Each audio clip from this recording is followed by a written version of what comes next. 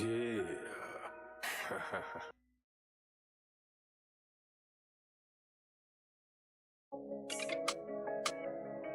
Loud. Turn this one up, my boy. 3 o'clock. Yeah. That's radio. It's 3 o'clock. It's 3 o'clock. From 3 to 5, they going live. On MisFits Radio. Turn it up. That's my favorite show. It's 3 o'clock. It's 3 o'clock. 3 o'clock. From 3 to 5, they going live. On MisFits Radio. Turn it up. That's my favorite show. From 3 to 5, they going live on MisFits Radio. Every Sunday, yeah, they certified. My favorite show. New guest this week, ain't no surprise what you been praying for. If you're trying to take their top spots, you better pray some more. Slick got the camera rolling, lab on the ones and twos. It's a lot, they going in the dirt and someone come for you. This my favorite podcast, you listen, it's your favorite too. Playing all the hits where they in trouble if they play with you. Artists sing your music in, come and get an interview. Tune in every Sunday, cause you know that's what I'm about to do. 3 to 5, they going live, black owned and black operated. Indie hits the mainstream, if it's hot, they gonna play it. I ain't even gotta say it, watch it back on Roku. Going live on IG or catch the show on YouTube. Tune in every Sunday and catch up on the latest news. And close your ears and close your eyes, cause that's what all the haters do. It's 3 o'clock. It's 3 o'clock. From 3 to 5, they going live. My name's Show. MisFits Is in the Radio. building. WestSide MisFits. 3 to 5 going live. You heard what he said, right? Anyway, it's another it's great Sunday, Father's Day edition of WestSide MisFits Radio and TV. Live as always. I am DJ Lab. No, I don't know. I don't do this part. I am DJ. I am K later. I don't know why he over there acting like he acting brand damn new today. And then of course we got Sick 316 in the building. I wasn't gonna wake you up, my friend. I was gonna let you sleep it through, but I guess you woke up on your own.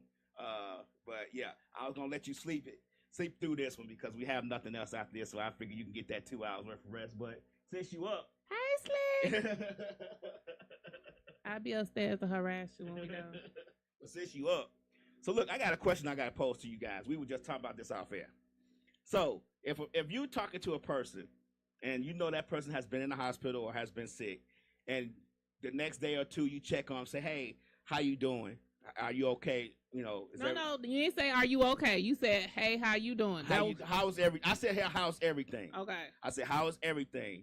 Now, if that person wants to expound on what's going on with them, do you not think that they will tell you, or do you think that you should ask more questions? I said he's not asking the right question for them to expound, because if you text me and ask me how I'm doing, I'm responding, I'm doing okay, or I feel like shit and I'm going to sleep.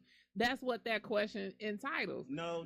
Yes, because yes. If I know that, if you know that if I know and you know that I know you, I feel like I feel like you don't give a damn. You really just doing due diligence just to ask how I'm doing. Like you just no. Yes.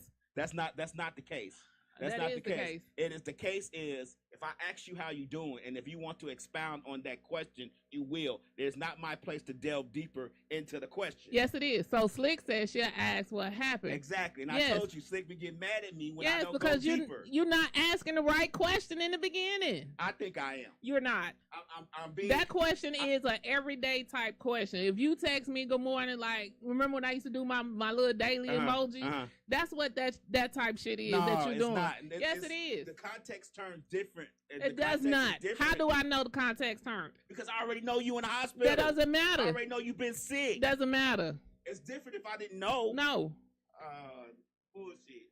No, you bullshit. Because then I feel like you I'm don't being care. nosy. No, I feel like you're not really caring, and you just tapping the shoulder just to say you did some bullshit. No, that's not the case with me.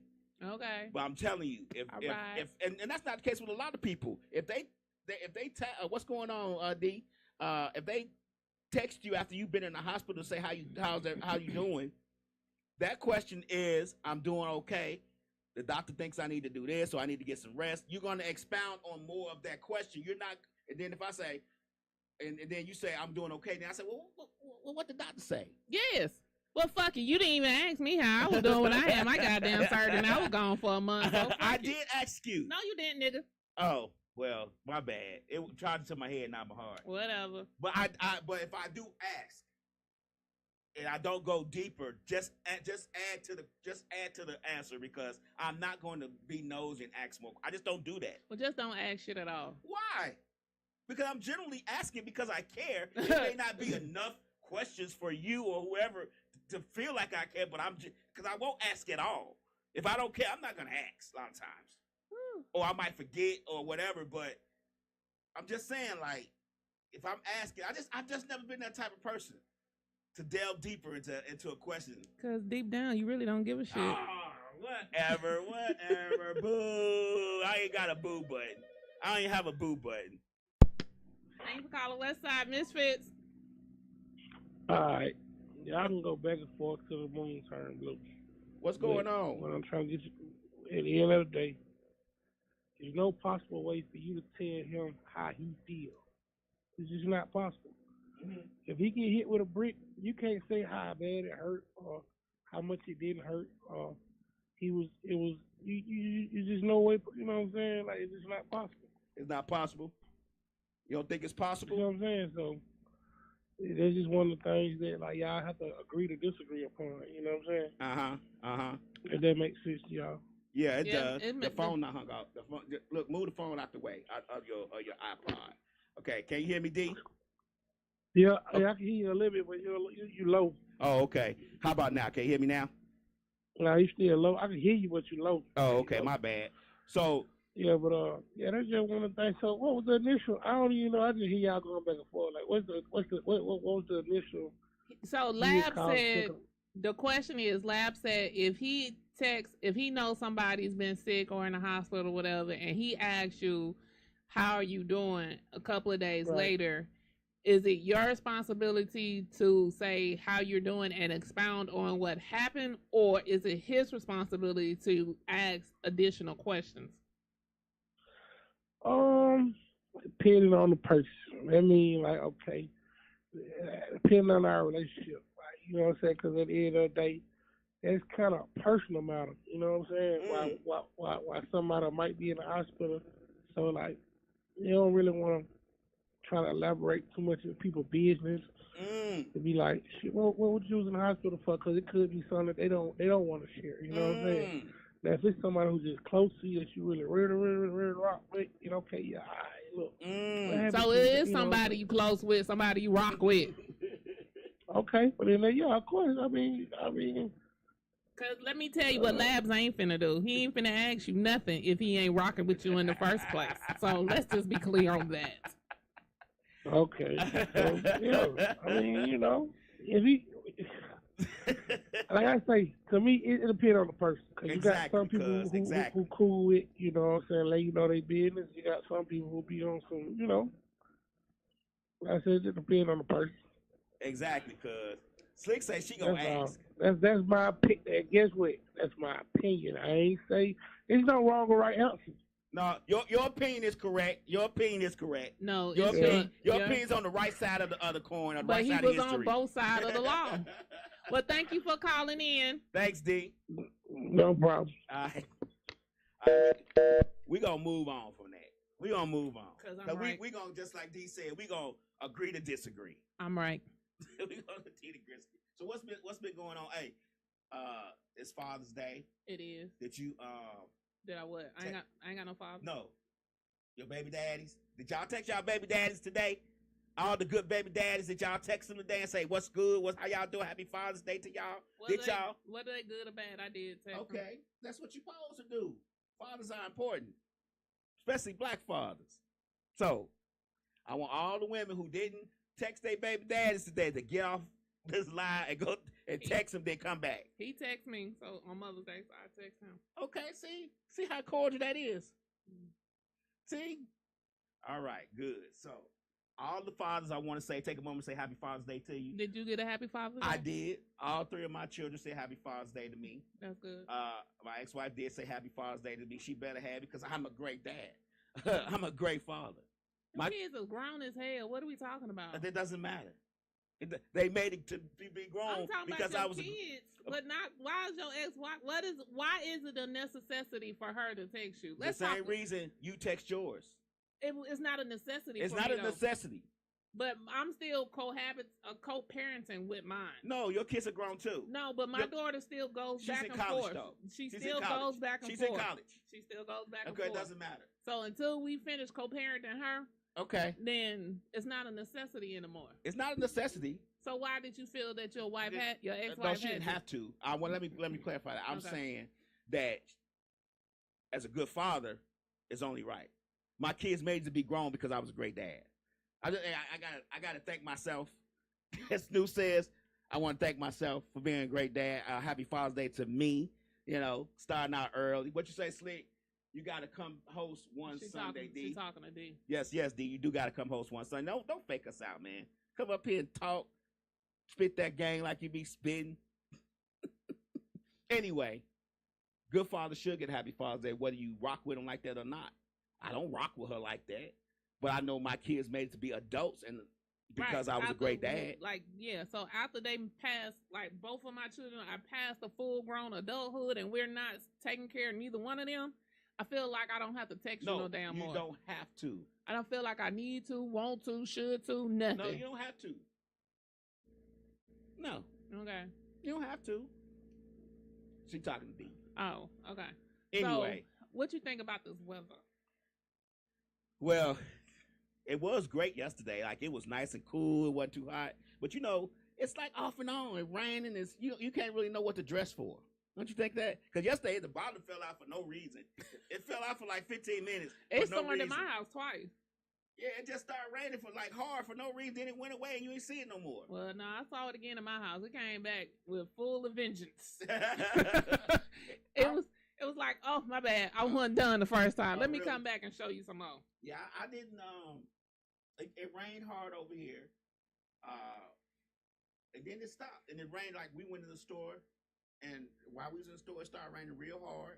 Then we came out the store and it stopped raining. So I don't know what that was, but that was kind of, I like rain. I like colder weather. I don't like rain. I mean, it's okay. I like rain every now and then again, but doing this rain that we doing every day, it becomes depressing. Really? Yes. And that's one of the reasons why I haven't been wanting to go outside, because I don't want to get caught in the rain. That's what umbrellas are for. No, the umbrellas ain't protecting your feet the way this rain been coming. It ain't just no little light rain that's falling straight down. This rain be coming from side to side. The wind be blowing. Yeah, like Slick said, it rained like a motherfucker yesterday. So these say the weather is like a female. You just never know. Whoa, damn. Well, did we not throw a hole? What'd you say, D? Just like a female. Never know. I agree. I see you over there starting shit, okay? Yeah. Rain like a woman, just raining, just wet. That's a whole different I don't know no woman who got that. I ain't never experienced that wetness before. So let me just throw that out there. I'm so confused. So confused. You never get it. You be so on the outside looking in. I do. And you be right here sitting on the couch. Just never know, D. Just never know. Exactly. Well, I'm sick of the rain. That waterfall. It's supposed to rain all this week, too. Well, they say it's going to be 100 degrees by next week. Yeah, that's what I said. We going from tsunami to fucking hell. It's going to be 100 degrees next week. About 4 days next week, it's going to be 100 degrees. Yeah, they said it's supposed to be a real hot summer. Whenever it gets there, we supposed to have a real extremely hot summer that we haven't had in a while. I hope. B say, Cap, you understood. Look, I hope it just be just July, and then August it goes away. August is always hotter than July anyway here. I don't like hot weather. I don't know what people get out of hot. I hate hot weather. It's not so much the hot weather. Like, I don't like hot weather. Like, I like when we've been just having these 80-degree weather days. I like those. I don't even like 80-degree weather days. I don't like is I just want to see the sunshine. The sunshine makes me smile. I just want to see the sunshine. The rain makes me frown. Well, and it just make you want to sleep all day. Well, I don't want the sun with the heat. You can give me sun, but it could be like 70 degrees, 71. 68 is great. That's cold. No, that's perfect weather. Shorts, maybe a little Not in sweat at 16 night. degrees. Yeah. No. These say 80 and 100 is the same. Exactly. 80 and 100 is the same degree. It is not. It is the same. Especially with the heat index. Now, the heat index is a whole different ballgame. It doesn't But matter. 80 and 100 is not the same thing. Yeah, it does. The heat index goes away at 100. Yeah. Okay. So anyway. Okay. So what else been going on in the news today? You know, you keep up with this stuff better than me. So yesterday you saw the Caucasian man dress up as a police officer and dress his car up as a police car and go in, where was he at, Minnesota? Yeah, Minnesota. Okay, Minneapolis, somewhere up there. Minnesota. And one of them M's up there. And he shot the state representative and a state senator. And they spouses. Yes. I can't remember who. I think somebody did survive, didn't they? Or did they? Two of them survived and two of them passed away. All right. And so they come to find out he had a list. He was finna go on a rampage. He had 70 people he was finna go after. But they can't find him. So he's still going after him then? He ain't went after him because they found his car, so he ditched his car. And he's just on the run now. So they went and talked to the roommate. The roommate, they always look crazy. Right. Can I say crazy? Because, you know, y'all be suspect in what I can say these days. So the you can say crazy. Okay. Trump let us say anything we want to say now. Okay, so the roommate looks crazy as hell. But anytime this happens, the roommate, the family member, the spouse, they always just look crazy in the motherfucker. They don't be knowing what's going on. So, but yeah, so he had a list of 70 people, and they can't all find of them Democrats, right? They didn't tell the name of the people. I saw some on there today when I was getting ready for the show said that AOC was on the list. Somebody else, the Muslim senator in New York was on the list. Lady, I forget her name, and I don't want to mispronounce Omar. Oh, okay. Yeah, I think her last name is Omar. I don't want to mispronounce it. But, you know, I was reading a couple of comments on social media, and, you know, the thing that gets me is how we have changed to a society of thinking that's okay. There's a lot of people thinking that what happened was okay. Oh, really? Yeah, it's a lot of people in the comments like they got what they deserve. Well, fuck. Like they should have, you know, the going against Trump is, a lot of people are saying that, like, when you go against them, the president, stuff like this happens when Democrats put out that racist rhetoric or whatever they be saying. But a lot of people are really okay with this. Oh, they're not on my timeline. So. Like, you have to look at both timelines to understand what's going on in this country. Yeah. But the amount of hatred. Why are you surprised? The shit we came from. I know, hatred. but it's just like it seems like it's just extra now. Like it's always every extra. Time it's extra. It became extra when Trump went in office the first time. Okay. So it became extra then. And then people wasn't really paying attention to it because we had so much other shit going on then. Because you got to remember, we had the pandemic, you had the George Floyd, you had all of that going on at the same time. And if you remember, everybody was like, a lot of the people in that time was okay with all the bullshit that was happening. Right. These people that support Trump are not the regular middle class people. Majority of these people that really support Trump is them backwood country hillbilly ass people. Allegedly. Allegedly. We're gonna say allegedly, but we know the truth. Allegedly. Allegedly. But so anyway, yeah. Slick said white men really out here being assassins. Yeah. But allegedly. The flip side to that is, did you see the march, the rally? Yeah. How nobody really showed up for it? Yeah. And did you see how the people went out and protested and stood and was going for him? But my thing was, even if we can get him out of office, we ain't doing no better with J.D. Vance. Not at all. So it's like, what y'all... do you do? What do you do? Well, you would have to get rid of the whole bangy bang. Right. So it's like y'all put him in office, and now y'all mad because y'all put this tyrant in office. The last time he was in office, he showed you he was a tyrant. People don't learn. They don't. You know, you got to show them better. You can tell them a lot of times. America is definitely spoiled, but death is like normal. What say? That's what Slick say. Death is like normal. That's why people are not really concerned with it. I mean, it was a lot more people that was concerned with it, but my problem is that for us to be supposedly a Christian nation, not say supposedly with very big quotation marks, we okay with killing folks.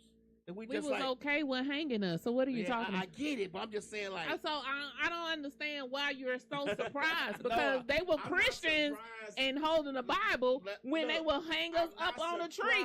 But we're supposed to be a more developed nation. We're supposed to be smarter than we were. Why? It was just in the 1960s. Hell, we just in 2025. We ain't too evolved from it. It's just amazing. Like, it's just amazing. It's amazing to me because we know that certain groups are going to do certain things to certain people.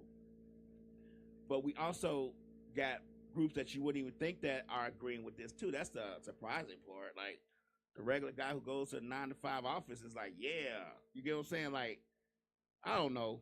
And I know what you're saying about how cruel they were to us when we were coming up in the 60s and 70s and all that stuff until today. So I know there's no, but I don't want to say we used to it, but we know how they treat us. So we're prepared for it. So then why are you so surprised that the nation or America is acting like this when it's clearly been an issue? I'm like Slick. I want them to value life more. Humble Being says, no, what y'all leaving out is the fact of the days we're living in. Exactly. Humble Being says it's only going to get worse. I can believe that. And it's only going to get worse. And then people don't believe what really happens. Excuse me. Like, most people are so banned and bound on social media to, if it ain't on social media, it's not true. It's not true. Right. And then you have the people that's misconstruing everything else. WestSide MisFits. All right, so I want to touch on that situation. Go ahead. You got to speak in the mic, D. The thing that y'all, okay, we ain't gonna call it complaints, but we just gonna say the things y'all speaking upon, right? The stuff that y'all see in our country or whatever the case is, it's light. That's light. It's light. Like what y'all see, you know, what we face is light. Cause it's like right now as we speak, boom, okay. In another country, there's a missile going off. It's a school being blown up right now as we speak with kids in it. It's a car going down the street with a suicide bomb in it right now, blowing up innocent neighborhoods.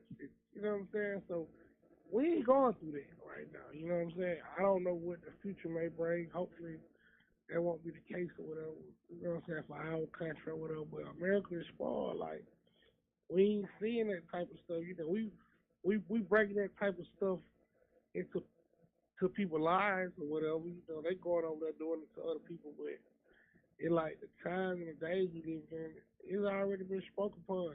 I don't think this is nothing new though. I think it's been happening. You just have more media outlets to show you what's happening. I don't think nothing that we're going through is nothing new. They've been over there dropping bombs for years. They was dropping bombs back when I was in high school. Yeah, Beirut. Right. But okay, go ahead. But it's just we didn't have. You only had CNN basically at that time and the world nightly news, right? To really kind of keep you updated. Now you just see it like as every it's day. Happening. Right. I get it. But at the same time, what I'm saying is, okay, look, check the rules. Even with that or whatever, right? You had countries that we knew, okay, all right. When we at that time, what you speaking upon, America wanted to be F with. Like, we was probably the strongest country in the world back in them days. Like, you had no fear. You had no type of, you know what I'm saying? Like, it wasn't going, like, you knew, like, folks weren't going to play with us at all. You know what I'm saying? But now, these days, Like we got countries that that's probably just as strong as us. That like if it was to go the wrong way or something was to go wrong, like it'll be a catastrophe. Like stuff ain't gonna go like that no more. Like it just don't work like that. Like they ain't afraid of America like they used to be. But you know why they not power too. But you know why they not afraid of America no more? Because we sent them the shit. We sent them the That's weapons. What I'm trying to tell you. Like, yeah. And then, okay, look. The crazy, look. Even with that right now, whatever, right? When COVID hit, was America safe? COVID? When you say with the COVID world hit? Wasn't safe. Nah. There wasn't nobody in the world safe. When COVID hit, wasn't nobody safe. Right. So you got to think they just had some other stuff going on that didn't really get out of hand. Or whatever. The point I'm making is it's the time. It really ain't got nothing to do with nothing but what the Bible already spoke on. The time's gonna get harder and harder. All the stuff that's going on, even with let's just say in the Bible spoke upon how kids were gonna be rebellious against their mothers and their fathers and things of that nature. Like this thing about when we were coming up, some of the stuff that you hear kids say to their parents, man, we went there. We wouldn't even, man, listen, bro. It wasn't no way possible. We could have got away with the stuff that they get. It's the times they said the times gonna be like this. So right. Like you can either believe or not, but it already done spoke on it though. Okay. So it's just the times. You get what I'm saying? I get it. Things are different. Even with the internet, like it's just times. Things just different now. It ain't what it used to be. It ain't gonna never be what it was. It's gonna get worse. It's just that on that. You'll see. Hopefully, we'll be around to see what happens. But really, in our age, we don't know when the end gonna be. We don't know that. Right. That's what we don't know. That's right. all left up to God. But I'm gonna shorten this by saying this right here. Just look at the fact of like Black history, and it took all that out of school. Like, okay, slavery and all that stuff. They don't even teach. They don't really teach about that no more. We the last like generation that really know about that. You know what I'm saying? Mm-hmm. So when we go, it's gonna be a lot of stuff that we knew that we took to the grave that the kids behind us ain't gonna even know. Even like cursive writing, they gonna be like, what the hell is cursive writing? Right. You get what I'm saying? So it's like you gotta understand and pay attention to what's really going on at times. We ain't gonna be here to tell them, back in the days we didn't disrespect our mothers and our fathers. We're gonna be gone. So all that, you just imagine how the time's gonna be, and it's sad because we got the kids that's coming behind us and our generations that's coming behind us. They ain't gonna know some of the things we know. You know what I'm saying? So it's but that's on purpose though. Times there ain't nothing you can do about it. That's on purpose though, D. That's on purpose. All the history and stuff that they getting rid of. Like, that's what I'm trying to tell you. That's on purpose. They wiping away so much. Like, man, it get deep. Yeah. The Bible already spoke upon it though. You know what I'm saying? So you just have to pay attention to what's going on. All right. That's all I have to say though. I appreciate you calling. Yeah, I agree with a lot of what he says. But guess who been erasing a lot of the shit? Exactly. Your president.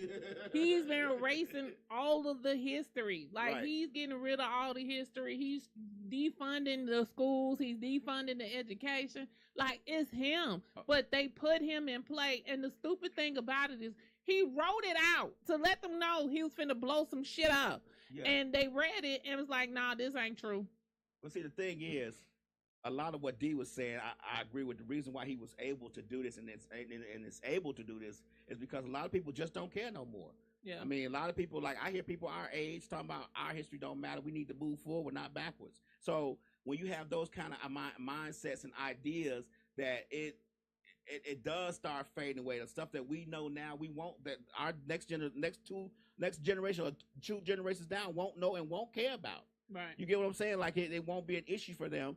And the problem with that is that they might repeat it. You get what I'm saying? Like, that's the purpose of history. It's to know where you came from so you won't repeat it. Yeah. And then just like my daughter, she had posted the bombings over there. Is it Israel? I don't want to say the wrong country, where they just bombed a couple of days ago. Iran. Iran. Yeah. So she had posted a video of it, of like how the city looked after it was done and how it was just flat. And she said that somebody responded back to her and was like, "Why did you post this?" And she was like, "Because this is what happened." And they was like, "Why do you care?" And she was like, "Because it's sad and they still people. They're human. Like what are you talking about?" So I get it what you're saying. Like people just don't care. D says it's deeper than him. It's the times we're living in, and that's not just him. Slick says it's about what old school music sounds like, and that's simple. What? Huh? I don't know what the old school. What the old school music means? Slick, you gotta expound on that a little bit. It's what old school music sound like. So I just think it's a lot of, like how D is saying, it's a lot of people don't care no more, like y'all saying. And I think a lot of people, for them, that's how he got in office, for them not to care. But he's making it 10 times worse by alleviating a lot of things that, for whatever reason, people thought it was going to affect people of color. It affects them more than it affects us. That's why you seen the majority of marching yesterday in all the cities were them. It wasn't us, because this now is affecting them. More so is affecting us. Like, we've always been affected. Right. We've always been down. They always been on our neck. But now it's showing, oh damn, shit, this happening to us. This affecting our business. This is affecting our income. This is affecting my companies and my lifestyle and my household. Because just think about it, he deporting everybody. Right. Who the hell gonna clean the hotels? Well, they'd already talked about that. They already talked about that. But I'm just saying, like, he says, even if you care, what can you do about it?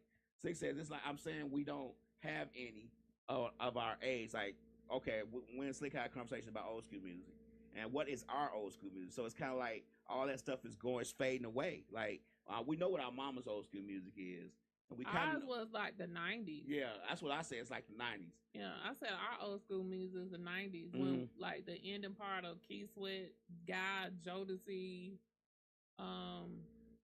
that's what I think our old school music is. Yeah, so it's like it's not time. And apparently it's Wale, Akon, because the new kids, the younger generation, the streamers and stuff don't know who they are. Because I seen a video yesterday, some streamers have posted Akon singing his song, and they was like, "This song gonna pop when it hit." This song already don't hit. This song already don't pop. It already don't hit. Right. I get that. I understand what you're saying on that. I think it's a lot of things that we are used to that are being lost. And I think it's on purpose. I think a lot of times, a lot of that stuff is on purpose. And it's like D says, it's just a sign of the times. It's just how things are, how things going to move forward. You know, there are also a lot of... Go up one. She's saying lick this, suck that. That's not going to be timeless music. No, it's not. But if you think about it, our music was like that too. Like, if you really listen to our music, you go back to our music, our music was more raunchy than their music. You think so? Oh, yes. No. Yeah. You need to I mean, you think... Thanks for calling WestSide MisFits. All right, this is my last call, but I want to touch on this right here. Boom, okay, check the move. Now, this the deal. It's just like, okay, boom, our generation of how we is or whatever, right? These kids is not even smart these days. You gotta think about it. They got it so with technology do so much for them that they brains is not even equipped enough to try to learn certain things. You get where I'm coming from? That's a part of the plot. This is with us. When we were younger, we can remember numbers by heart. You get what I'm saying? Right. Like, we need a cell phone. Like, we can actually remember, hey, grandma number this, my auntie number this. If I'm stuck at the train station, I know how to get on the payphone to call my cousin. Right. I know how to, you know what I'm saying? Yeah. How mine was way more equipped than the learning that they do for them these days or whatever. You know what I'm saying? They just think about how they life, how kids' life is these days. They really think social media is real. We didn't have social media. You had to really be like a tough kid when we grew up. Like, you had to really be somebody in order to have a name. In order to be known, you had to be outside, really doing some things that really matter. Like, you get what I'm saying? Now, you can get an Instagram page, you can put up a couple pictures where you take nice outfits. Boom, that's your life. Right. That nigga pocket, that nigga kicking flavor, that nigga doing it, he doing that. But at the end of the day, you don't have to prove none of this stuff to these people because everybody at home on social media. So whatever you prove to them on social media, that's what it is to these people. That's why they think it's real.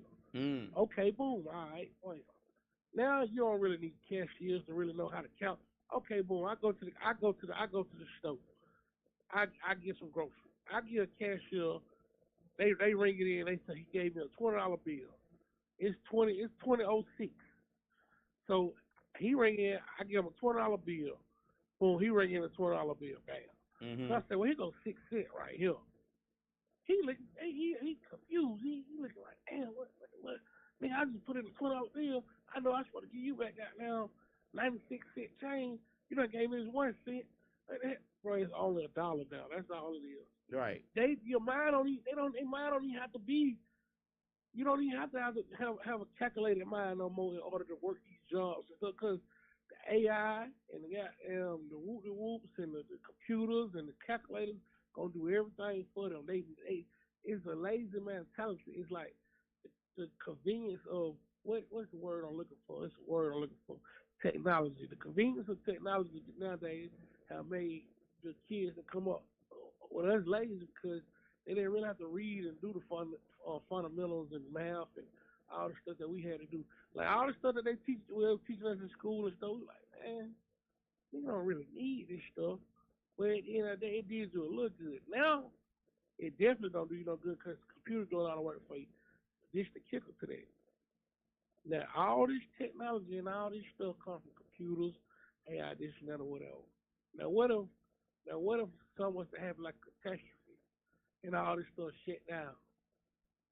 Right. Now you're depending upon intelligence that you didn't go and obtain. You see how the world can just be? Yeah. You know what I'm saying? How times it just get out of hand. I just want to touch on that to put a little something on y'all mental to make you think like, damn. That's how they, you know what I'm saying? That's how they get you, like. Right. But it's crazy. But that was my last time call. I was just putting that on y'all mind. Okay. I appreciate you. I get what he's saying. Like, if the grid goes out, no electricity or anything, we are going to be in trouble because a lot of things that we do and we are used to are attached to electricity. And that's true. A lot of the manual stuff like books and all that stuff, we don't necessarily have anymore. Like I do still have physical books and there's some physical media, but even that's electronic. But like just books and stuff, like if there was a time where the grid got knocked out and we didn't have electricity for months and months and months and months and months, we will all go crazy because we don't have any physical media. We don't know how to interact with each other anymore. We don't know how to talk to each other. We don't know how to communicate in a face-to-face conversation. First of all, don't nobody got no house phone no more. So. No house phones anymore, so we're going to start out with smoke signals again. So, Slick says, let me get a couple comments. They say, Slick, I'm not going to read all this about the music. We're going to move on about the music. Social media allow our touch to be closer to others in the world. You don't have to guess what's going on anymore because social media has it right there, and that's true. That is true. But, like, Dee was saying on the call, like people not knowing how to count. That shit's been going on. It didn't just started. That not counting shit has not just started. They not been able to count in the registers. That's been going on way beyond yonder, like 30-something years ago. Because I remember working in fast food restaurant, and I was always stuck on the cashier because my drawer never came up short. But everybody else's drawer would always come up short, and I'm like, how y'all coming up short? Right, because nobody... Or they would come up short or over. You take a lot of people don't even know how to read the mechanical clocks, like the clocks with no digital. Just I forget what they're called. There's a name for them. You know, I thought the other one was just called a digital clock. Yeah, I think this is like mechanical. It's like a mechanical clock where you have to read in between the numbers. Like people can't even tell times no more. I seen that on social media. They did a test to see. But those were old people that was fucking it up. It wasn't the young people. But, we adapt. A lot of us adapt to the situations we're in. Like, not giving us a pass. We should know these things. But, like Dee said, how would you write a letter if you don't know how to spell? That's true. Slick says, there's no books to read on how to do shit anymore. So you don't even have books to read. You going to learn how to do something now? YouTube, YouTube. YouTube and TikTok. Analog clock. I think it is called analog clock. So thank you so much. So I go on YouTube and TikTok, but I don't like books because I don't like once I buy them, I ain't got shit to put them. Like it doesn't. You got to find somewhere to store them. Yeah, so I don't do that. So I do read, but I read on Audible. So I have the digital. That's books. not reading. That is. That's somebody reading to you. No. You don't read the words physically. Yeah. I can't go that far because I always said I wouldn't have digital books, but now I have digital books because I can carry more that way. But I don't want somebody reading it to me. I mean, I might go to work and a book that I read previously, I might let them read to me, but not anything new. I think that's cheating. How? Because you're not reading the book. The book is being read to you. But I can still see the words. I can still see the words. You don't get the same feeling out of it as you do when you're reading it. Yes, I do. Cause that page gonna turn. Oh my god. This page gonna turn. No.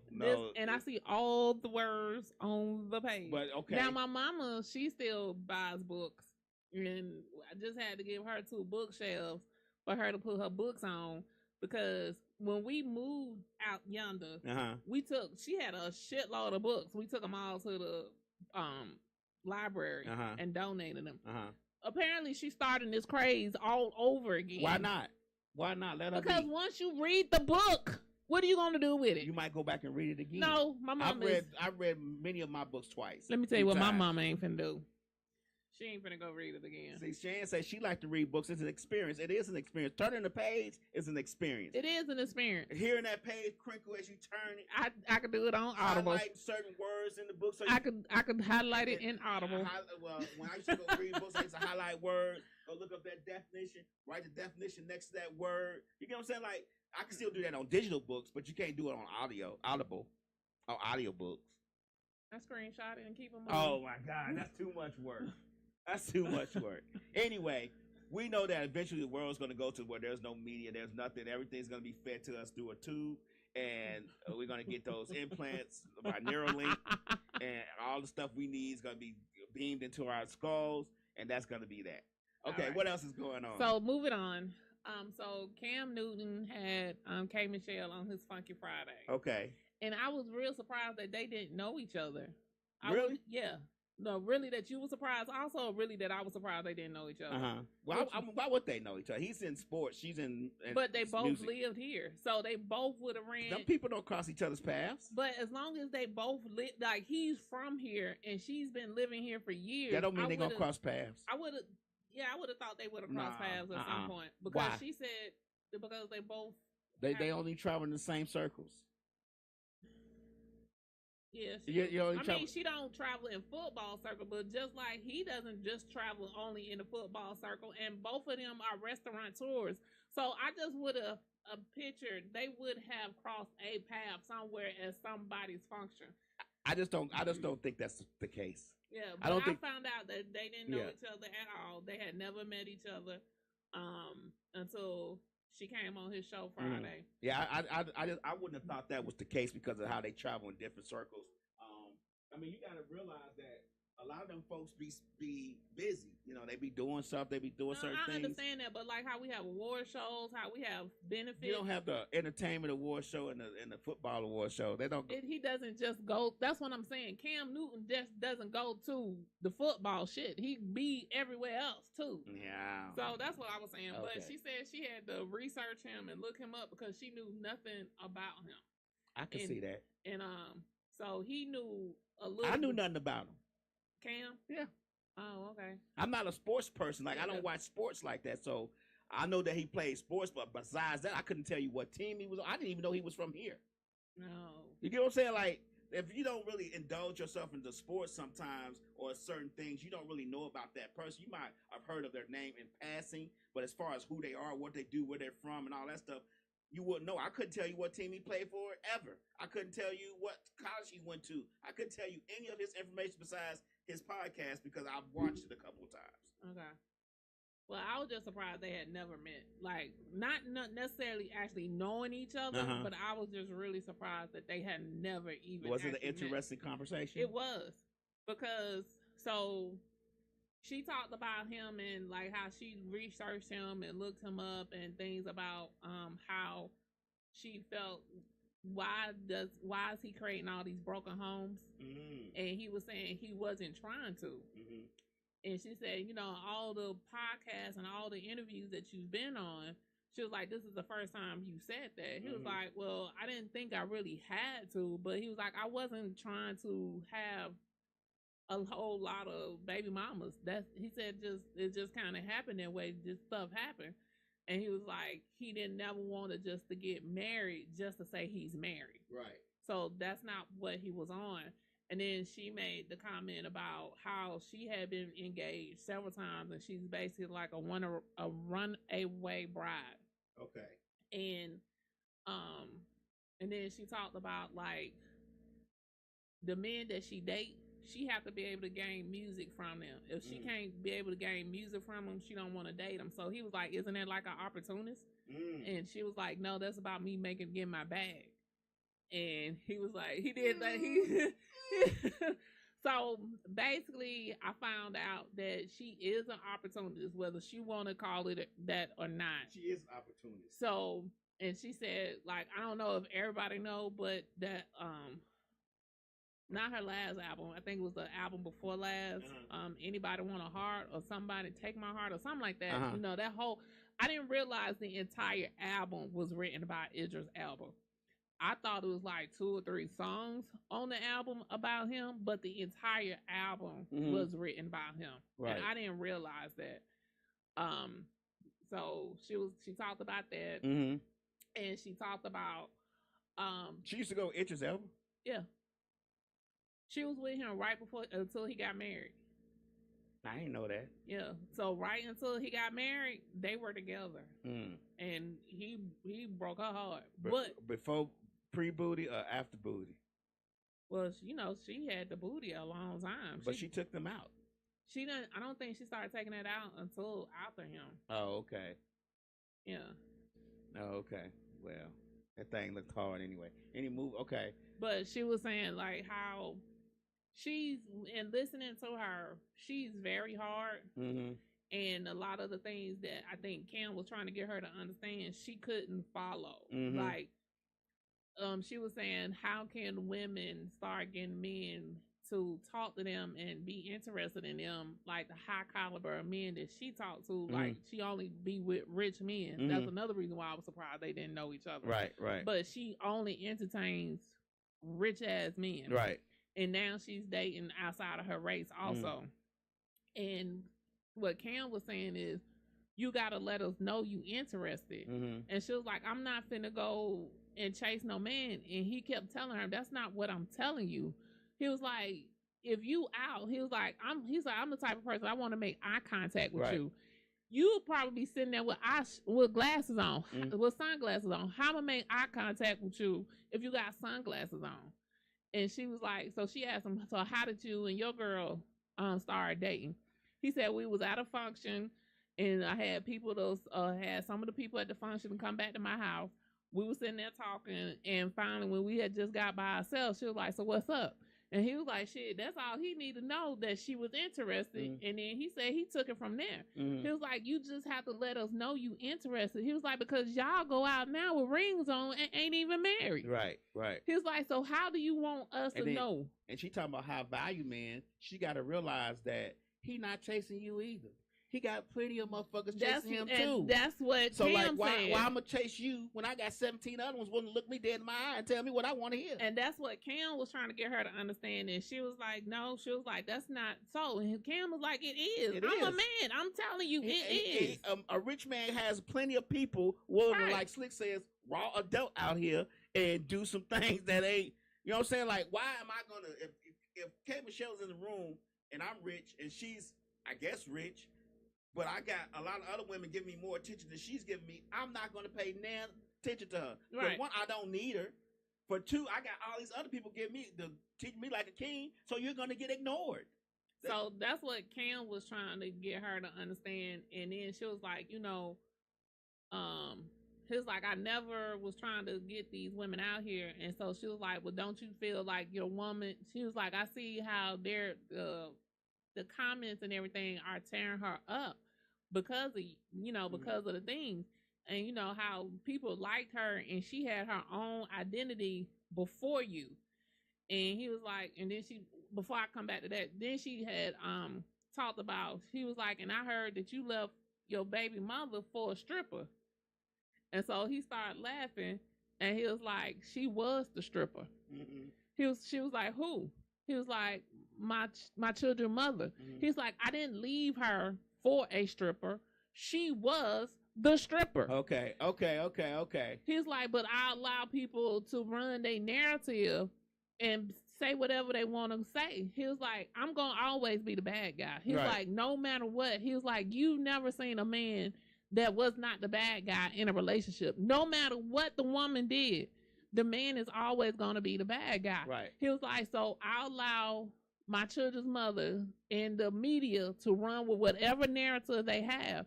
But he was like, but you know what it is. And she was like, I don't know. He was like, you been, if you was my baby mother, you know what really happened. Right. And I don't have to speak on it because I know you know. And if this makes you happy for them people to live like this and think of me like this, then so be it. So they say there's power in the word hello. There is. If she come over and say hello to him, the vibe, he'll know you're interested. He'll know she's interested. Yeah. What's wrong with saying hello? Yeah. I mean, Slick, a true player, she sent a drink over there to him if she's feeling them. But so K Michelle said if she have to do that, then she thinks she has to be the man in the relationship and she would have to run everything. And Kim's like, no, that's not what that means. Yeah. But see, she's got. I think her mentality is screwed a little bit because she dates only high value men, she says. But she's got to realize that she's in constant competition because all women want high value men. So it's like, why I'm gonna do, like, if you talking to me any old kind of way, like, especially with Idris Elba, he can have any woman he wants, married or unmarried. So why would I argue with you and try to explain stuff to you and make you understand and see my side of things when I got 122, 100,000 other women out here willing to go, whatever you like. Right. You know what I'm saying? Why would I even waste my time trying to explain something to you? What she needs is a regular 9-to-5 guy because sounds like to me, in my own personal opinion, that she just likes to run over men anyway. And there are women out there that they'll tell you, I want you to take over. I want you to be the man of the relationship. But really, they just want to run. They can't let go of the control. And she sounds like somebody like that because why would you sending me a drink make you feel like you got to be the man of the relationship? It's just you showing interest. Yeah, because she was like, I feel like I need to flip you over and everything. I was like, damn, that's how we get there. But so why I brought that up, that whole little scenario up, because if you watch social media, if you watch all the relationships, the coaches and all that shit, that's what they're feeding women nowadays. That's what they're telling women. And then like Cam had brought up, K Michelle brought up the lady that was on there, and she was like, I was scared to have this conversation with you because I didn't know how you was gonna react. He was like, I thought you would got mad. He was like, I don't get mad. Right. And she brought up the doctor that was on there that was telling him he was low functional. And he was like, the issue that he had with her, he was like, he still respected her and everything. He said, the issue I have with her and relationship coaches like her, you're not in a relationship. Okay, so you can't tell me shit. So how you going to tell me how to run my relationship or what to do in my relationship if you're not in a relationship? Right. And so K Michelle's like, well, I can tell you not how not to do it because this is why I'm not in it. And he was like, that was the issue he was having with her. You're not even in a relationship. You're not engaged. You don't have a boyfriend. You're not dating. You're not nothing. You're not nothing. So how can you tell me what I'm doing is wrong? It's like somebody trying to tell a married person how to be married that's never been married. Right. How you gonna tell me how to function in a marriage and you've never ever been married a day in your life? That you don't know. Right. So that was the whole thing. It was actually a good interview, and he said that he had to learn.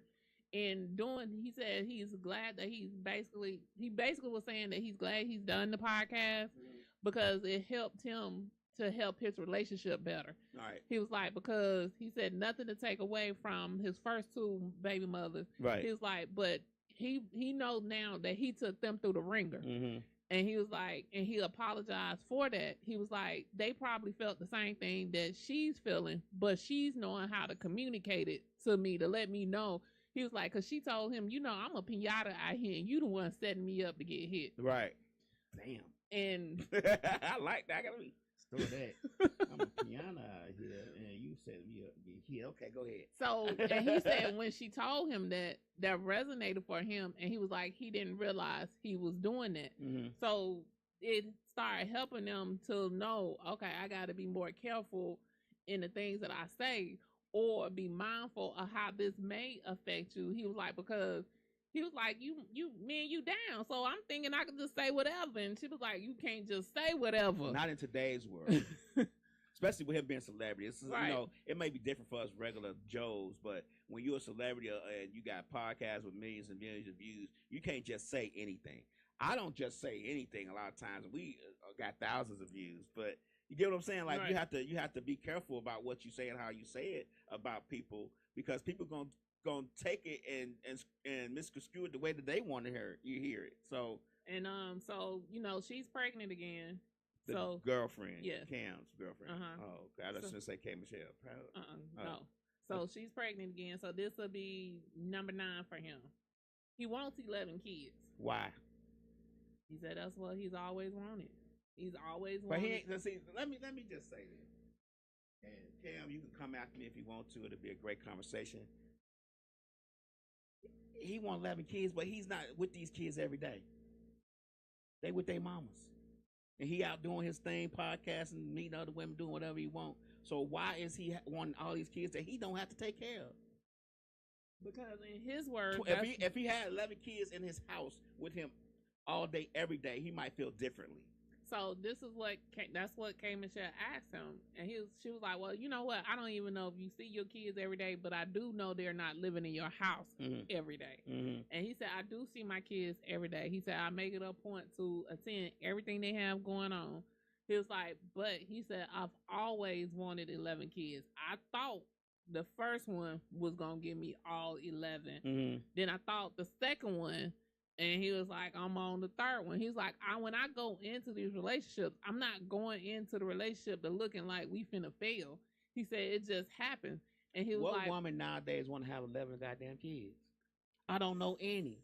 And I don't care if high value, low value. I don't know any woman in today's society that wants to have 11 kids. It's something out there. I seen a lady, she had 9 or 10, and she was trying to have some. And more. I've seen some people on TV like the Ricos, whatever they call. They want a whole bunch of kids. Six says you don't have to take care of them after the 10th kid, but government might. Right? Yeah. Child support, like, but he's different because he has money, so he's gonna have to pay for them children. But the point I'm trying to make is they're not with him on a everyday basis. Just going to see them and being at their functions is different because you leave after that. You don't take them with you. Right. You know what I'm saying? Like, you leave after. I had 3 kids, all stayed about 1 baby mama. All stayed at home with me, and 3 kids was a lot. Shit, you ain't telling me. I had 2 and a bonus. Damn. I mean, my 3 children, I love them to death. Would never change a thing about it. But 3 kids in the same house is a lot to deal with. So how you think 11 would be? So that's what he want. I don't know if he gonna make it there, but he on baby number 9. Yeah. Okay. So, but what other tomfoolery we got going on? So I'm not on them, but I'm still on them. So because the whole thing with his girlfriend is that was like the reason why a lot of people are coming after her outside of him being with her is because she used to have this whole segment or talk about women being a pick-me, being a pick-me girl. What do you think a pick-me girl is or a pick-me woman is? Somebody generally who just, I think K. Michelle's a pick-me. The way she sounded. Somebody who wants to be with somebody only because they got money. Like, be with me. Do whatever it takes to get with that person because they got money. They're not going to do the same things for the regular guy who just 9 to 5. A lot of women will put up with a lot of shit when a person got money. You know that's to be true. Mm-hmm. If you got money, you could do a lot of shit to a woman. Will forgive a lot of things if you have money, more than they will a guy who works 9 to 5 and gets paid every 2 weeks, 1st and the 15th. That's the truth. So women will do just about anything, and I don't know about men, but I know women will do just about anything to be in that lifestyle, to live that life, and to have that be comfortable, not to worry about any bills. If he brings home another woman and goes in the other room and sleeps, she might be all right with that because she don't want to lose that lifestyle. So that's what you think a pick me is? Okay. What you think it is? So I think it's general around the same thing, but I think they don't believe they should have to do anything either. Like they don't have to do anything traditional, cooking or cleaning. That's a part of the lifestyle. Yeah. So I think that's all of that. And they're saying now she's a pick me, but I don't feel like she's a pick me because like she lives with him, like he's not cheating on her. Was she the stripper? The first baby mama was the stripper. So what was she? You know, she's a comedian. What's her name? Jasmine. Jasmine what? Brown. Brown? I ain't never heard of her. So her handle is Watch Jazzy. Her Instagram handle is Watch Jazzy. I've never heard of her. So yeah, I have. So Has she done any specials? No. Oh, so she's an Instagram comedian. I got it. I guess she is. I consider a comedian somebody who's done some specials, who does some shows, some tours, that kind of comedian. Not a person who does skits on Instagram every day. So she came out around the time of Country Wayne, Desi, B. Simone. All of them came out around the same time. So I would say she. I don't consider Country Wayne a comedian. To be honest, no, I'm on a traditional comedian. He does stand up. He don't do special. I seen the special and it was boring as fuck. His stand up is better. Oh, it is. That's just like what's his name? The man that walked away from all the money.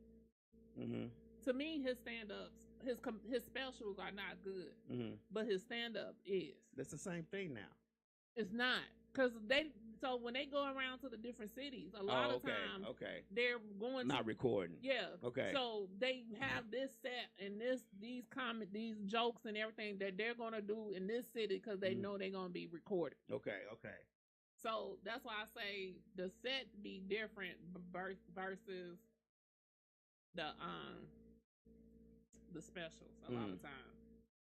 Like, I don't got kind of out of watching specials because I been on seeing the motherfucker in person. I'm like, this shit is not like how you was on stage. I think they giving anybody a special nowadays, so it's kind of like, boo. You think so? Yeah. There's some kid memes I've seen with special I ain't never even heard of before. Like, how they get special? Who? Shit, I can't. Like, I saw a couple on Hulu the other day. We was watching. A couple of them was funny, but I had never heard of these people. It is what it is. But yeah, a lot of people. But that's just like even in the music industry. If you can make it on TikTok, then your shit might blow up. If you can blow up on TikTok, you gonna hit the radio. And it's so sad. The music industry don't want you if you not social media famous. That's true. That's what a lot of things now. So a lot of things now. The first thing they ask you is how many followers you got. Yeah. So it's like you can't do anything without having followers. I don't know how some people get away with it. You know, some people who don't do social media, but I think they were already famous before social media. But now you can't really do anything in the entertainment industry or anything really without having a social media following. The bigger the following, the more shows you'll get, the more invites you'll get, all that. I mean, like Kai Sneck, he get invited to everything now. But I don't even know what he do. He's a streamer. Yeah, he just streams all day and talks into his stream. Yeah. But he has millions and millions and millions of views, like billions of views. So I guess that counts for something. Yeah. So, and then he started getting he has the different celebrities and now to come on and. But he only did that from the stream, like he streams all day every day. So now he gets celebrities because he has so many people in his stream and they want to be seen. You get what I'm saying? So it's like. I don't consider that to be entertainment because there's no entertainment value to it. Maybe I've seen one of his streams. They were just him yelling and the entertainer yelling, and the laughing and talking and falling over stuff, and that's not interesting to me. Like that has no. But so you got to think about his following is not for our age group. Okay. Streamers are not for our age group. Yeah. They're for the younger crowd. And so that when you see the celebrities and stuff go on their thing, they're trying to pull the younger crowd to them. Mm. And so they say Insta famous, exactly. Yeah. So just like with Kevin Hart, his kids are the one that told him to go do Casanat. Okay. So he wasn't gonna do it. His kids are the one that talked him up to go do this. Okay. And a lot of the grown people, their kids are the ones telling them to go do this. To go do this. Mm. So yeah. So podcasters like us, we have no chance. Now, unless you want to be out here 24/7. The small, not really small, but more intellectually diverse podcasts have no chance. And you got to think about it. Most of the podcasts are not streaming just live like how we do. Mm-hmm. A lot of them may stream live, but then they'll go back and edit it and cut it up and then repost it. We are live, and then we just whatever the fuck happens is whatever the fuck happens. I think that's better. But actually, it's probably the other way because they could put out the shorts and get the people attention. I put out shorts on Instagram, yeah, and Facebook. I don't never see them. I do. You ain't been. That's because you don't be on our page like that. Your page, I like the shit, but I put out shorts on Instagram and Slick because she does an excellent job. She puts them on Facebook. She puts them on WestSide MisFits. Like we put them on all the platforms when I do. I've noticed. Like I went to go share something on the other day, and it was a whole bunch of people in my fucking thing that I didn't know. Like, where the fuck y'all come from? Where's the people that I normally share? And I'm thinking like, damn, what's their name on here? Because you know, once you share the people, they're automatically saved in the share section, so you don't have to know their names. But lately, I don't know what's going on with the algorithm, but it was like, I'm like, who the fuck is y'all? Like, where y'all come from? Yeah, even different. Like somebody has sent something. It's like, I sent you something, or did you see something on your timeline from another celebrity? I'm like, no. I was like, it's not rolling through my timeline. It's like the algorithms. They testing it. They taking shit off. Yeah, they testing it. And I had something today on my timeline from May 25th. I was like, where the fuck this come from? And why is this just not rolling to my timeline? Because the people that I think what they're doing is they're trying to get you to interact with people you don't interact with that much. So the people you generally interact with, they're pushing to the bottom.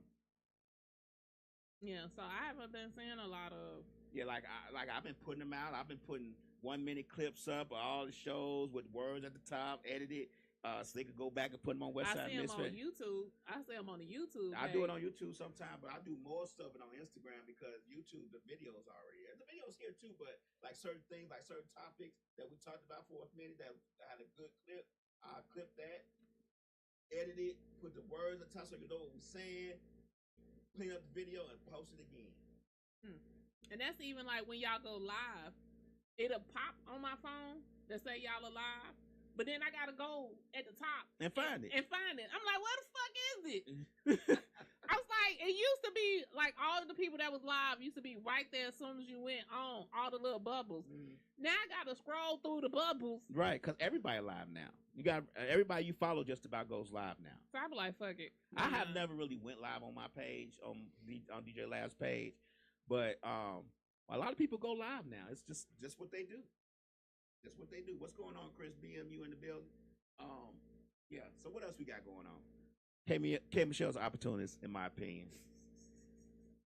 Cam Newton needs to stop having so many children by all these women leaving broken homes. Anyway, go ahead. So today, Kirk Franklin releases, I guess, Father's Day special. I'm assuming it was called Den of Kings. It was with him, Country Wayne, DC Young Fly.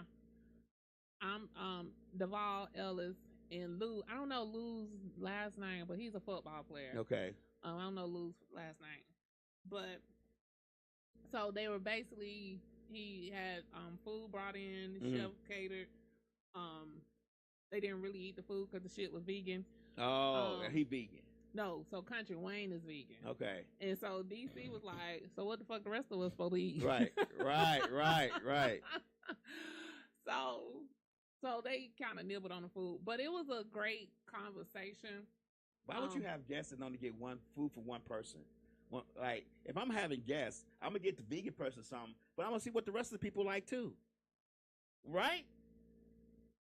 Yeah. That's crazy to me. Like, people, like, celebrities really don't be thinking. They don't use their head at all, do they? No. Okay. Anyway, go ahead. So it was I think it was about 2 hours. Mm-hmm. It was a great conversation. Maybe it was like an hour and a half. It's the same conversations we have here on MisFits Radio all the time. We had one the other day. We've had one with BMU. It's the same conversations about fatherhood, trying to live life through as a black man. I'm quite sure. Yes. Okay. Yes. Mm-hmm. But the different, I guess it was hearing all of them at the same time and hearing their different perspectives all at the same time. Like, Country Wayne has 10 kids by 5 baby mamas. So it was the perspective of him and how 2 of his baby mamas got keys to his house. They all live around him in a neighborhood close by him, except for one. Only one lives out of state. All the rest of them live here. And they live near him, and he, take care of all of them. DeVal is married to his married. Mm-hmm. They've been together since they were 18 years old. Lou, I'm kind of wanting to say she was probably about a one night stand type thing, or she was just a jump off type shit. His girlfriend, his baby mama. Okay. I feel like she may have been a jump off, and he didn't really want to say that, but. The way I gather that she was a jump off. Okay. And then DC Fly, his girl is deceased. Right. And then Kurt Franklin, he's married. Mm-hmm. So it was like it wasn't more so on fatherhood. It was just being like a black man and all their different perspectives of how they handle the same situation, but they all handle it different. Okay. And to hear the conversation going on at one time, it was interesting to me because like they all was talking about how their mothers or their significant others or the baby mamas have to help them. But DC doesn't have that. His kids of his mother passed away. So it's a little bit more trying with him trying to still get his career and still take care of his children. Right. And and then Lou was saying he found out the girl was pregnant when he was finna go out for a Super Bowl game. Okay. He was like, she sent him a text talking about I'm pregnant. And he was finna walk out and play a whole Super Bowl game. Right. That's how he found out. And he was like, him and her just now got to a point where they can tolerate each other and be okay with each other. Let me ask you a question. Let me stop you right there. Let me ask you a question. If you meet somebody and y'all going out, y'all having a date or whatever, and they got money, is your first instinct to go let them go in you raw dog and nut in you? No. I'm just saying, like, I just don't get. I'm old, so for me, 55. I just don't get the point. Like, why would you? Like you said, it was just a jump off the way he sound like. What he sound like. The way you gathered from him. Right. Allegedly. But the point is, they wasn't in an established relationship. Am I right? From what you did. Allegedly. Allegedly, that's how I So why was she or him, let's just put it on him. Why is he going up in people raw dogging, nutting in the person, knowing that he has money for one, and knowing that a lot of times, sometimes, not all, some women are there to take advantage of that. Why would you do that? Why don't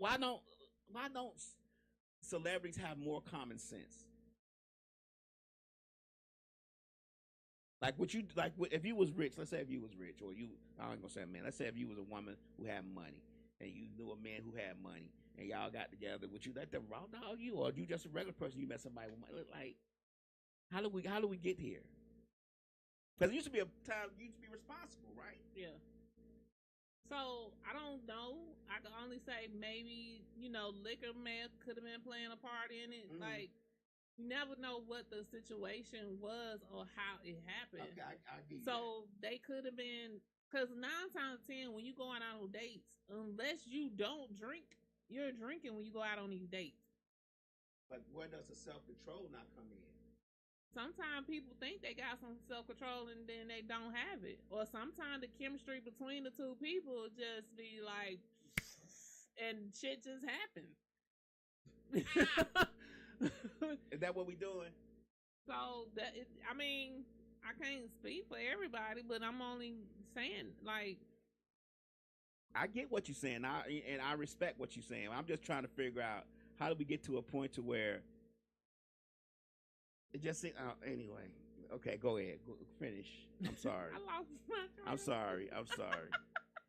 So we let folks raw dog. Okay, that we got that point across. What else is going on? So and then so they always talking about how their careers were they first love, and then they was telling they asked Duvall asked Kirk how did he deal with being in the public eye and going through the situation of him and his son, how that became public. And he was like, I'm still going through it. Right. Like, I'm still happening. And he was, and they was like, because so DC was like, because you a gospel singer, they put you on this pedestal of you being in the church and that you're not human. Like, you supposed to be above everything else. Just because you sing gospel music, they put people on these pedestals and think y'all are not real people, but y'all are real people. Y'all have real emotions, and y'all go through real shit just like we go through real shit. And he was like, he's still going through it. And so they was telling him, aggression is not redirection. Something about, like, you can't be aggressive when you're a child, when you're trying to not chastise them, but discipline them. Okay. And Kurt was like, that hit home for him, but he was like, because that's what he does. Right. And they was like, you can't keep doing it. So a lot of the stuff that they were talking about was actually helping Kurt. Because he actually made the comment. He was like, I didn't think y'all was going to really be serious. I didn't think we was going to have these in-depth conversations. I didn't know y'all was this mature and y'all are this level-headed and y'all really ahead of the game. Because I'm assuming he know of them, but he didn't really know them. Right. So he's only like seeing what everybody else sees. Right. And not really knowing or not really paying attention to what they are, who they are as people. Right. He just sees them on the camera or whatever they may be doing in their perspective. So careers. He was like, he just knew they were gonna be laughing and cutting up, and he was like, but he actually learned a lot from them and learned a lot of the things that he has done wrong, is doing wrong, and how he can correct it. Aggression is not correction. That's aggression. What they said. Okay. Aggression is not correction. Okay. And he was like, and it was like, just because you loud and you yelling at me, don't think I'm gonna get it. I don't receive it. I'm not receiving it. And so DC said he only had to whoop his daughter one time. He was like, but when he was whooping her, he was telling her why he was whooping her, and she had to repeat back to him why she got the whooping. He was like, so if I have to give this to you again, whooping. We don't say that. What's that? Chastisement. Okay. When she's getting chastised. Yeah. Okay. Finish With some lover. Yeah. We can't say that part. Yeah. So he was basically saying if he has to do the incident again, and she's repeating back to him the exact same thing that he already got on her about, he was like, at this point, it's becoming a habit for you. It wasn't a one time. Lou said he doesn't. Duvall said he used to, and now he stopped. He said because he started looking at it like we always talking about the people and the violence, right?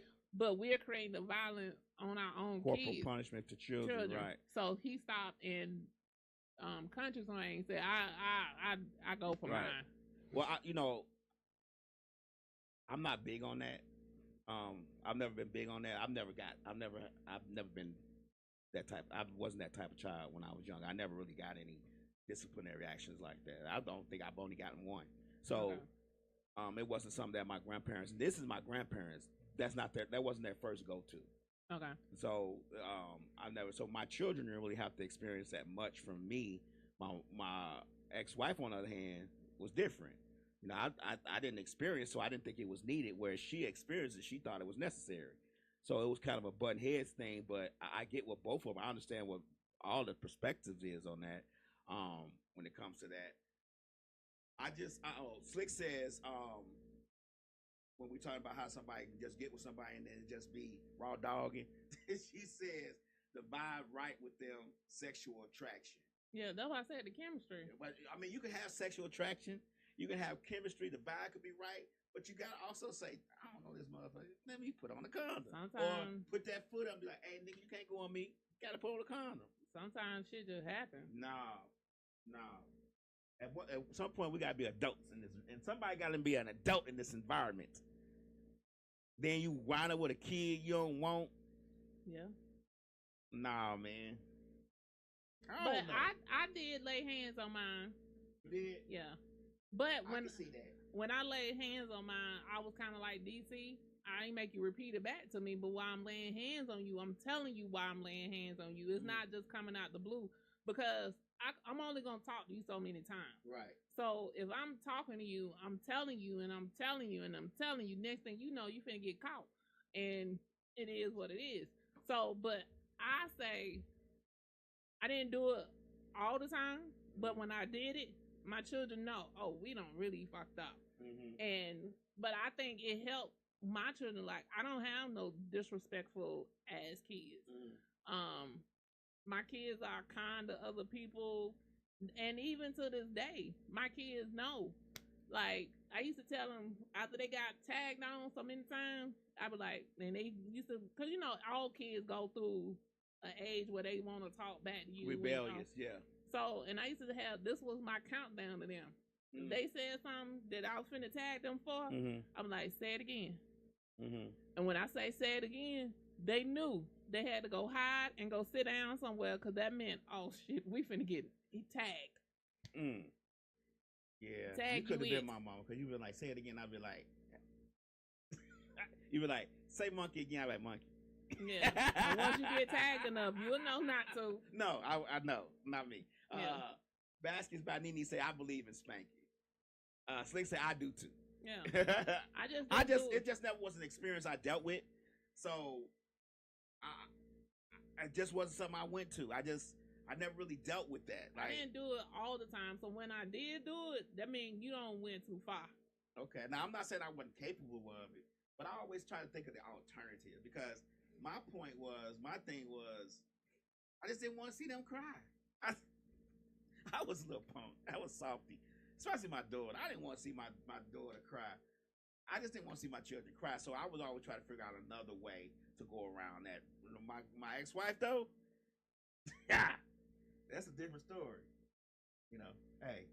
Go on to your room and That's in the big city. Snot it up and wipe your face. Go on to your room. I don't want to see you no more. Get out. Oh, but Lord. I wasn't big on to like getting a belt type thing. When I say I was tagging my kids, I was tagging them. So tag you it. So I didn't go. I wasn't finna look for nothing. When you said the right thing, you finna get it right then. Okay, I get it. Yeah, I get it. 'Cause, you know, it was once a conversation about tagging your kids and corporal punishment of kids, especially in the black community, and how that affects a child later on. And a lot of times violence begets violence. We know that, right? So they did some kind of test on children who didn't get tagged and children who did get tagged, and their responses and how they dealt with certain things. And a lot of times the children, this just what the study showed, the children who got tagged on was a lot more aggressive. About certain things. You get what I'm saying? And I can only speak for my household. My children are not like that. They're less aggressive. But again, I wasn't cussing them out, calling them out their names. I think it's a level on how you do it. You gotta walk that fine line. So I never told my kids, I never talked down to them. I never told them they weren't gonna be nothing. I never called them stupid, or I never called them out their names. Right. So when I tagged you, I'm tagging you for this incident only. I'm not tagging you for some stuff you did last week. I'm not tagging you for some stuff you did last month. I'm tagging you because you done lost your mind in this moment, and I done told you to go away. And since you didn't, let me show you. And when I'm tagging you, I'm telling you that at the same time. I get it. I get what you're saying. Slick says they will be okay. Baskets by Nene says they will respect you. Yeah. And Slick says not child abuse, but tagging. And I mean, I get it. I'm not saying that it's wrong or right. I'm just saying that my experiences, I never really experienced it. That wasn't my go-to. I just never was that type of parent. But my kids still respected me. It was just a matter of my conversation with them.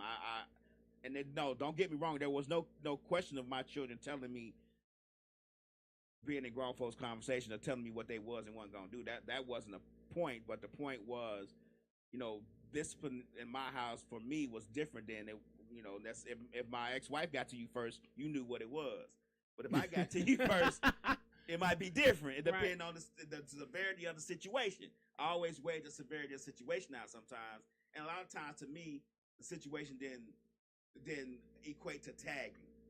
That's why I said I didn't do it all the time, but if I did, and that was my ex-wife, all situations equated to tagging. When it came to a child being bad, you get what I'm saying, or a child being a child, I consider it to be a lot of times children being children. Right. But that's neither here nor there. So what else we got going on? That's it. I don't know. That's all you got? I think so. Oh, so Friday was Friday the 13th, right? Yeah. And so the tattoo places were having discounts. Why you ain't put that in the mass text, the family text for everybody? Because Slick want to get a tattoo right now. See, that's what I'm talking about. I didn't think she could right now. Why she can't get no tattoo? Because of her medicine and stuff she's going through. I didn't think she could. Because I know when I was going through mine, I couldn't. Why? Who gonna tell you could? The doctors told me I couldn't. Well, why she gotta tell the doctors that she going to get a tattoo? Because if they have to do some work, then they can't do the work. You can't have after you have a tattoo, you can't have any medical work done. I think 90 days. Well, it's been over 90 days. No, but I was saying I didn't know she was still going through things. No, she's still going through things. So, but yeah. But we talking about Slick, talking about Simpson Road. She don't care nothing about all that. She trying to get what she trying to get. So, some of the places had good specials.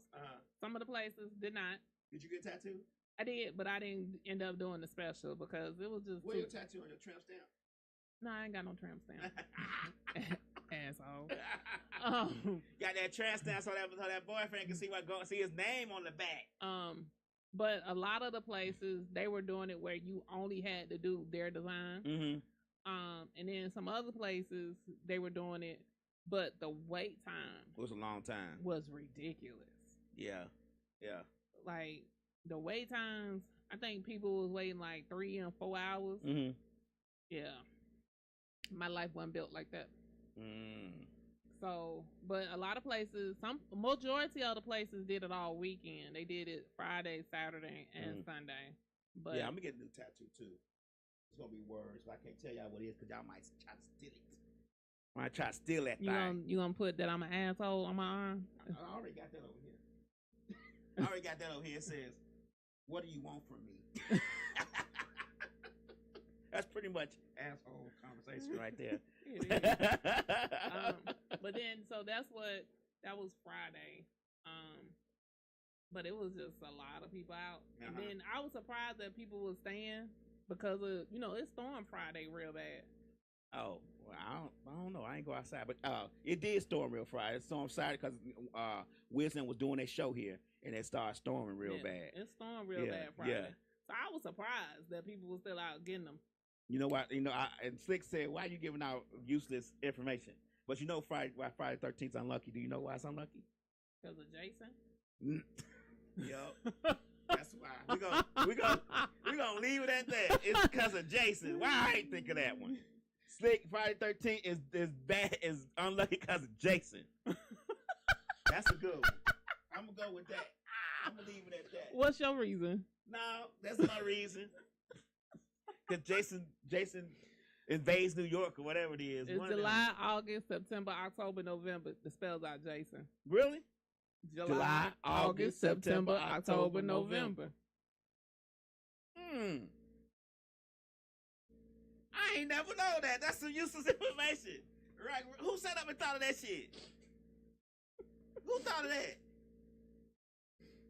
That's okay. So it's usually either right before, in the middle of it, or right after it. It's a July 13th, a Friday the 13th. I sit around, and my brain has a lot of useless information. Obviously, I've never heard of that. My kids were like, "Mom, where did you get this? Where do you get this from?" It's like, "How did we get here?" It's like, I don't know. Well, I'm gonna say July 13th. They say Friday, Friday 13th. They say Friday 13th is unlucky because back in 1307, I forget the name of the king. He brought all the Knights Templar in on Friday the 13th and had dinner with them and killed them all. Oh, that's considered unlucky. I know the 13th. You never see a 13th floor in any building. They said that Judas was the 13th guest to the Last Supper. Yeah.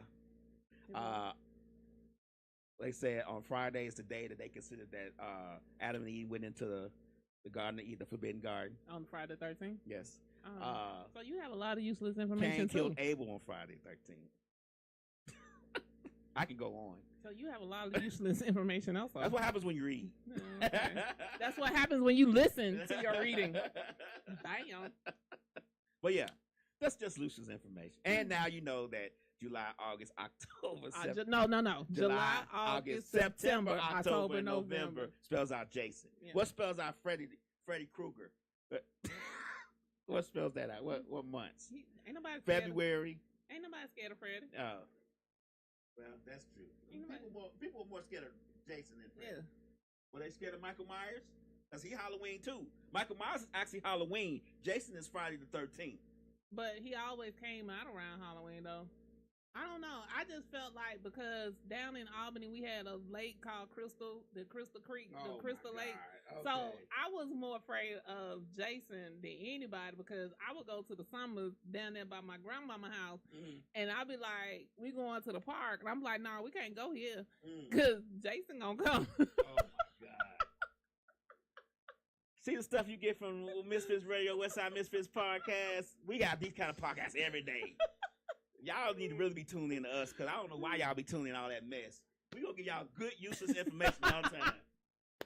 You could be in a conversation with people with money and they start talking about Friday 13th. You be like, oh, yes, by the way, you can have your tea and crumpets and be like, by the way, Friday the 13th was considered the day that Cain killed Abel. And they'll be like, what? Yeah, see? I'm just saying. This is how you can have a conversation about anything at any time with anybody. Yeah. That is very true. You can't just talk about Sexy Red in her latest album because a lot of people don't want to talk about that shit. Right. So, at the beginning of the show, you had asked me about me not being outside. Mm-hmm. Well, I told you one of the reasons. I didn't ask you at the beginning. We asked you before the show started. Oh, my bad. It was at the beginning. Okay. So you wasn't outside. So I haven't been outside either, not only because of the rain, but because now you have to pay to park damn near everywhere you go now. And I just can't. You talking about club wise? Just brunch restaurant wise. Like not clubs, cause shit. I don't even restaurants too. I don't even think we got clubs no more. It's just a restaurant. Lounges, yeah. It's just a restaurant. They got hookahs and shit in it now at the same time. Okay. So, but yes, so like the spot over there by Walmart, the blue and black restaurant, per se. If you go there after a certain time, you have to pay to park in their parking lot too, even though it's their parking lot. And you're eating there. And I'm eating there. So I've gotten out to the place where like I have to start looking now to see if I gotta pay to park. If I gotta pay to park, I'm like kind of getting out of this thing. And a lot of the restaurants in Midtown and downtown are closing. And a lot of people like they don't understand why these restaurants are closing. Because don't nobody want to pay to park. Nobody wants to pay to park. If I'm coming to eat in your restaurant, that's your payment to park.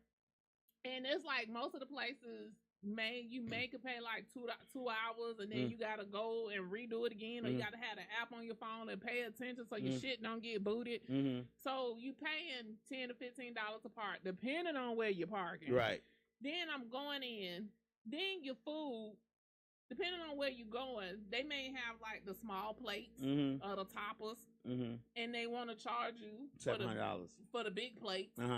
Or everybody got the same menu. Pretty much. And I gotta pay the same price. Or I'm paying $25 or $30 for a drink that I can't taste the alcohol in. So it's kind of like y'all getting out of control with this pricing, the parking, and I'm like kind of over it. Like if I got to pay the park to come to your spot, and I'm not coming. And the parking lot is right there. I can understand if I'm downtown and you downtown, you gotta find the street and the parking lot type thing. I can understand that. They even make you pay the parking handicap now in the restaurants and parking lots. No, really? They're not supposed to, but they do. They use them as VIPs, but they're not supposed to. But since it's private property, there's really not much you can do about it. But they do. They'll take the handicap spots and use them as VIP spots, and then make you pay to park there, and you handicap. Wow. You're disabled. So yeah, but I think that culture, I think is more people who go out's fault that's happening because a lot of people are willing to do it. But I just think that at some point it's going to be a collapse of that system. And I think it's slowly collapsing. Because if I'm going to a restaurant, I don't care if you change to a club at 11 o'clock. If I come in there at 10:15 and I ain't got my food yet and I ain't ate yet, I'm not paying you extra. Too bad, so sad. But at the same time, I didn't come there for the club. So why do I have to pay to park? Why I gotta deal with the hookahs? Why I gotta deal with all the loud music and stuff? I come here just to have a good time, have a drink or two, and eat my food, go home. So I don't get why restaurants are changing the clubs. Why can't you just have a club and a restaurant? Why you can't just, you know what I'm saying? Why it's got to be the melting of both of them? It's not necessary. And that model may have been great during the pandemic and after all that, but now it's coming to a close because why? A lot of DJs are DJing at home now. They're putting their clips up on YouTube. You can have a little small party at your house, listen to a DJ on the YouTube channel. You can find just about any music you want on YouTube and have a party to it. Or you could do like we have done, have an exclusive little party.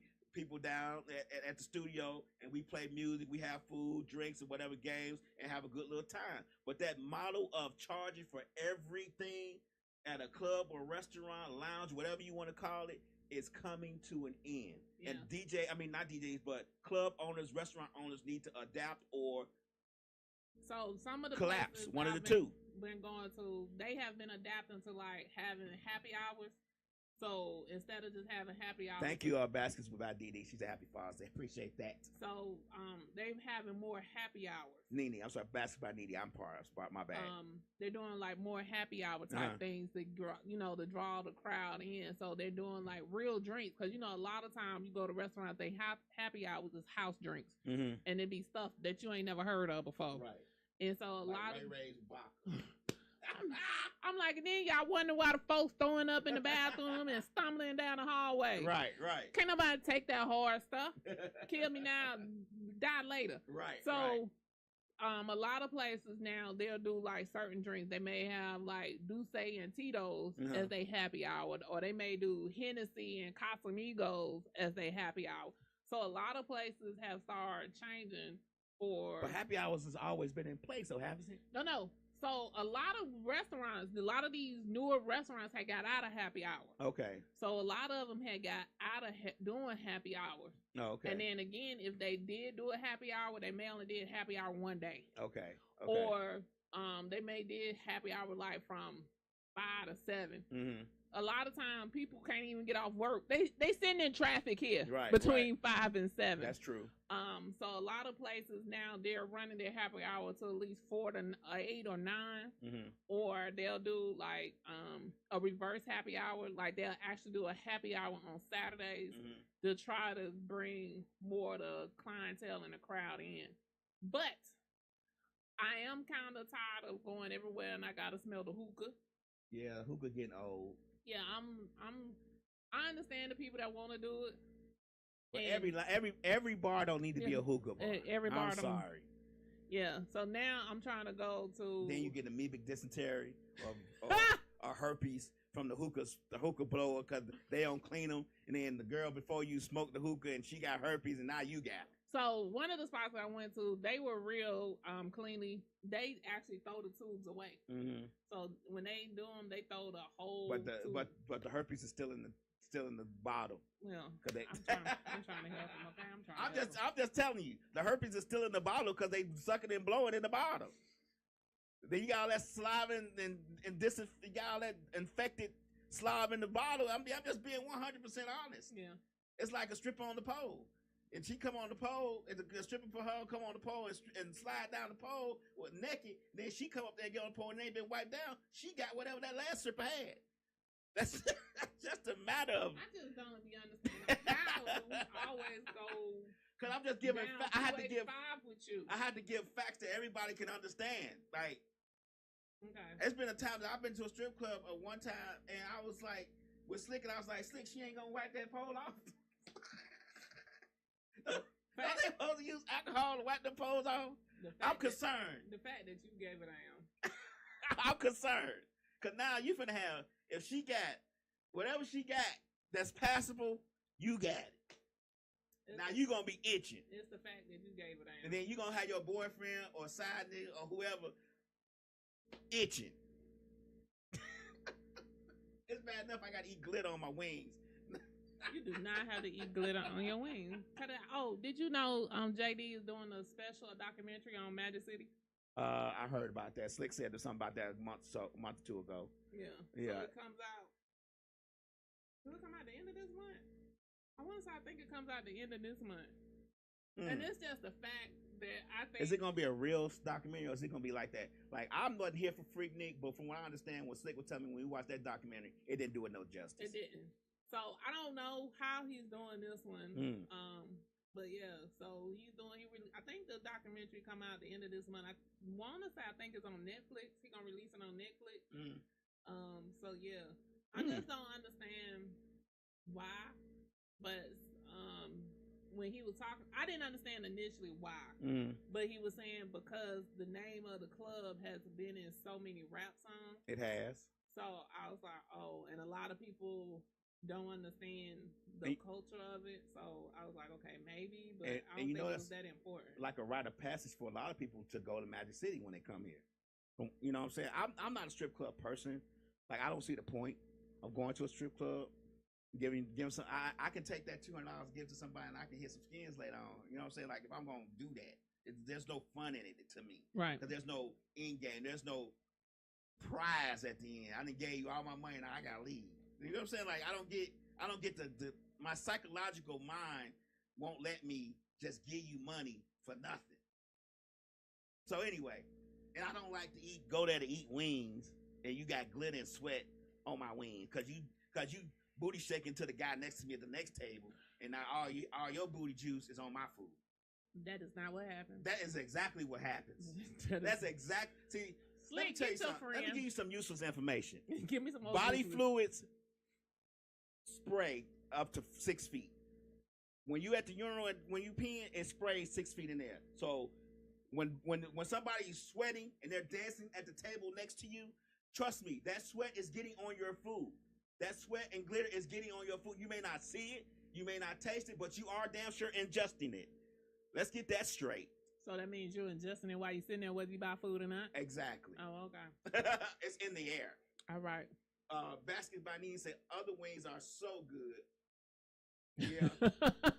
Wings on point. I see, that's what I'm saying.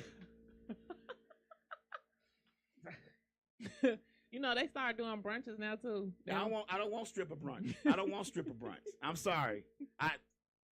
Call me square. Call me lame. I don't want a stripper brunch. I don't want pancakes and eggs with a side of coochie juice. I'm so over you. I just don't want it. So anyway, on Sundays, okay, I'm gonna do the rundown. Go ahead. We do. Do they come or they don't come? On every other Sunday. Every other Sunday. Not until July 4th weekend. He gonna come back. We have. Are we having a show July 4th weekend? July 4th is on Friday. The show is on the 6th. I don't know what y'all talking about. July 4th is on Friday. I don't know why we wouldn't have a show on the 6th, but it is what it is. We'll figure it out when we get to that. When we get to that, cross that bridge. Y'all niggas seem not to be dedicated to this podcasting thing. Like, no, we gonna see what happens. But July 4th is on a Friday. I checked. Our show airs. Only show that needs to cancel on July 4th is You Hot Yet. Everybody else can come to the show, but it's on y'all. It's up to y'all. Y'all want to be famous with this thing, trying to make this thing blow up, or y'all just want to do it for a hobby? It's on y'all. Anyway, every other Sunday we have Talk That Shit TV at 1:30 on Sundays. And you saying he's starting back July 6th? Probably July 6th. Okay. Go and ahead. then you got us, WestSide MisFits, the original people, and then you have at what time though? So you gotta get the time. 3 to 5. 3 to 5. Majority of the time, 3 to 5. Could be 3:30 to 5:30. Depends on how we feel. Yeah, but majority of the time it's 3 to 5. And then you have evening. What do I do watch the Shantastic Storm. The no. Yes. Shantastic Storm at 5:30. That's what she calling it now. That's what we call it. Okay. R&B sessions. This is this is just for all the lovers. Yeah. It's all pure R&B. She don't play no rap. She don't play none of that new stuff. It's all classic R&B. You know what I'm saying? For the love in you, trying to bring that love frequency back. And she comes on behind us at 5 to 6, 5:30 to 6:30. And then at 8 o'clock, BMU. They come on. The Real Atlanta Podcast. The Real Atlanta Podcast. They come on. They're cool. And then on Mondays we have Dosed Up. On Tuesdays, is that the church people? On Tuesdays we have Miscommunications Podcast. She back? Yeah, she started back last week. Oh, I didn't see her. Yeah, because you don't be watching us. Y'all don't support each other at all. No. If the motherfucker come on, I look at it. Okay, so I didn't know she was back. Okay. And then are they every other Tuesday? Every other Sunday. I mean every other Wednesday. We got to get to Wednesday. Okay. Wednesday we have Misfits of Comedy at 8 o'clock. And then Monday, Tuesday, and Wednesday shows start at 8 o'clock at night. And then every other Wednesday we have Chosen Fruit. They come on. Chosen Few. The Chosen Few podcast. Fruit. Which is religious. Few. F-E-W. You sound like fruit. Few. F-E- I don't know who say fruit like that. You got to pronounce all the letters in fruit. There's no hey, this don't sound like no fruit. This few. Who says fruit like that? What the hell is going on? Anyway, we have the Chosen Few podcast, not fruit. I don't know who says fruit where it sounds like few, but it's not me. I went to school. I learned how to pronounce my words correctly. Anyway, on Thursdays we have Changing Lives or Mr. Short Dollar, 8 o'clock on Thursdays. We are hosted by Deontay Burton. We also have on Fridays we have You High Yet podcast at 8 o'clock, hosted by One Wise One, Hood African, and DJ Rasta Shop. What the fuck? One Wise, what's his name? You don't follow him on Instagram, do you? That's why. Wiz, we call him Wiz. Okay, so yeah, all them shows we run down Monday through Friday is 8 o'clock at night. Except for Wednesday, we may have one at 9:30. Yeah, 9:30, and then Sundays 1:30, 3 o'clock, 5:30, and 8 o'clock. These are the times of podcasts. We don't do anything on Friday, but make that money so we keep these podcasts going. Saturday, you mean? Saturday. We don't do anything on Saturday, but make that money so we keep these podcasts going. Anyway, that's it for today. It's been real. It's been real. We appreciate you guys tuning in. Check us out tomorrow night at 8 o'clock. We'll get a dose of that pimping with Double D. Double D with double dose of that pimping. No, I'm just joking. All right, y'all. Happy Father's Day to all the fathers. Happy Father's Day to everybody. And not to no mothers who pretend that they fathers. We're not saying that to y'all this year. We're not saying Happy Father's Day to mothers who take care of their children. Y'all get y'all day on Mother's Day. I don't know why y'all want to take over Father's Day. I never have. Y'all always want to take over everything. Y'all can't just be regular. Anyway. Going down a whole rabbit hole again. Thanks for tuning in, everybody. Goodbye. I combined you in with my friends. Talk about good times, music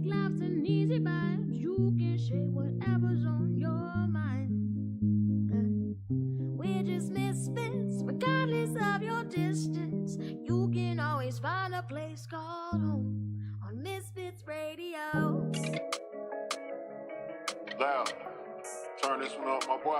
3 o'clock. Yeah. That's radio. It's 3 o'clock, it's 3 o'clock.